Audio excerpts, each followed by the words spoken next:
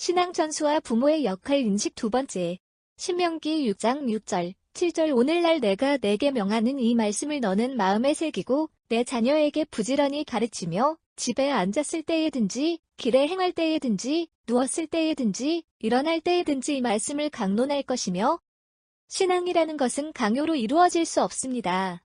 우리가 열심히 전도하지만 신앙을 강요할 수 없으며 강요한다고 해서 신앙심이 생기는 것도 아닙니다. 이것은 우리의 자녀들에게 신앙을 전수할 때에도 마찬가지입니다. 아무리 우리의 자녀라고 하지만 신앙을 강요할 수 없고 강요한다고 해도 신앙심이 생기는 것은 아닙니다. 오히려 반발심을 주어 역효과를 가져올 수도 있습니다. 우리가 다른 사람에게 신앙을 강요할 수 없지만 반드시 지혜롭게 전도를 해야 하는 것처럼 신앙을 자녀들에게 지혜롭게 전수하는 노력을 반드시 해야 합니다. 하나님의 명령입니다. 신명기 6장 6절, 7절. 그런데 자녀들에 대한 신앙의 전수는 전도보다 더 진한 의무감이 따릅니다.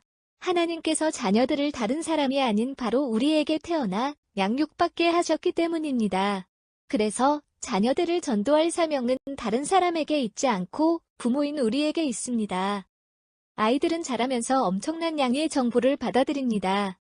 어린아이들의 정보 흡수력은 어른들이 상상하는 그 이상입니다. 아이들은 그 과정에서 가치관을 점점 형성해 나갑니다. 문제는 제공되고 있는 정보의 질입니다. 아이들은 스스로 주체적으로 정보를 선별하여 취할 능력이 없습니다. 자신이 태어난 국가와 자신을 둘러싸고 있는 사회, 문화, 종교가 제공하는 정보를 그대로 받아들일 수밖에 없습니다. 결국 아이들의 주위 환경으로부터 주어지는 정보를 취사하고 선택하여 제공하는 것이 부모의 역할입니다.